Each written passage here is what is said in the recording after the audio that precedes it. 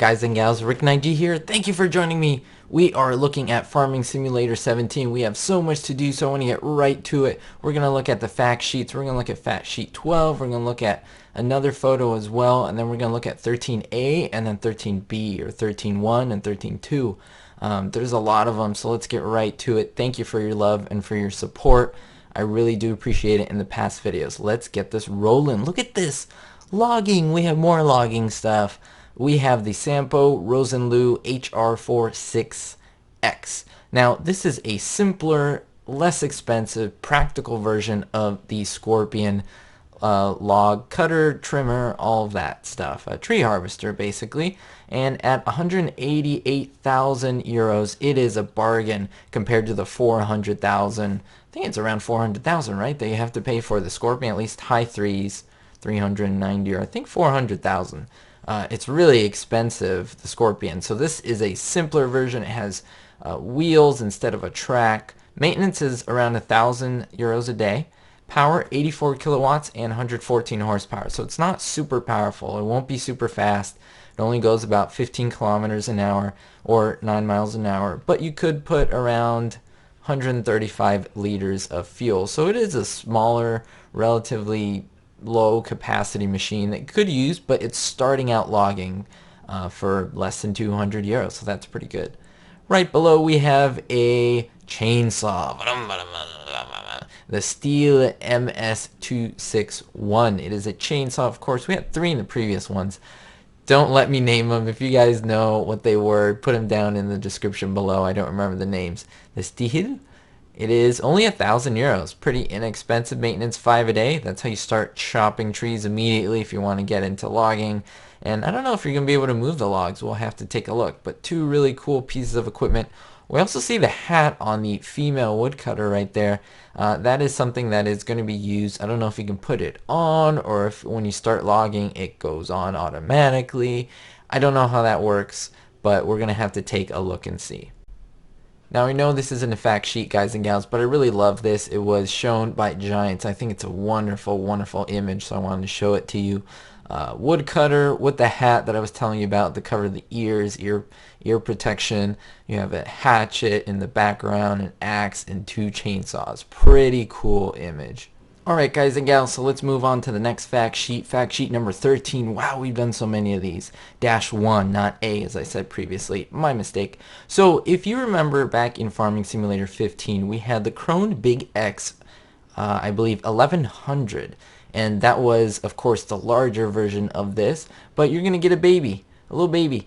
Something that's not 400 grand, something that's more entry level that you can get right into and that you can use. Of course, this is, in case you don't know, this is pretty much used exclusively to create silage, or to create pre-silage, as I call it. I don't know, I don't think that's a correct term, but basically you can use it on corn with the correct header that you see down below, and this will turn that, kind of shred it into pulp that will basically be pre-silage right before it ferments, and then it becomes silage.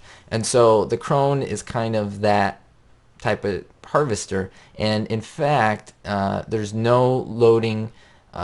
It's not like the combine that has all the crop collected in the machine. This one just spits it right out, so you have to have a trailer next to it or something like that. So yes, this is a forage harvester. It's a 580. Price is 275,000 euros. Like I said, it's half the price pretty much of the Big X 1100, so that's pretty good. Less than 1,000 euros a day, 890. Pretty cool. It is pretty powerful. 580 horsepower, 427 kilowatts of electricity it's producing.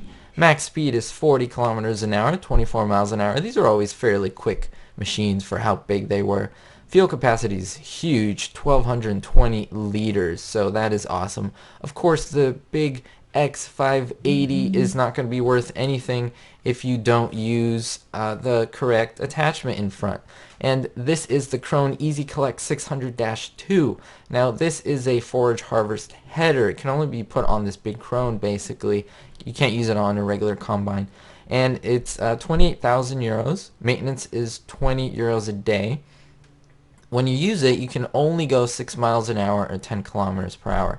The width is not huge. It's about I don't know, I'd say around 18 feet or 6 meters. I mean, it's fairly large, but it's not super big. And so again, this is used to make that. So it's pretty interesting. It's pretty interesting how they're trying to add these new, more entry-level machinery so we could do this stuff early on and not have to wait and wait and wait to get them. So pretty cool. Good stuff, Giants. And now, guys and gals, the last fact sheet for this video, number 13-2.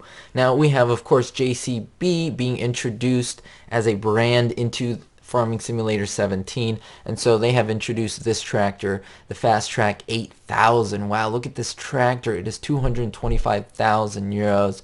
It looks pretty beefy, if you ask me. Of course, in the medium range, not too expensive, not too cheap. Maintenance is 370 euros a day. Power range, you're going to have a choice. You can either go with the 280 horsepower engine or 310 horsepower engine, or an engine that produces 206 kilowatts or 228 kilowatts. It's your choice. Of course, the smaller ones are less expensive. The larger power ones are more expensive. Max speed, 70 kilometers an hour with 43 miles per hour in terms of speed.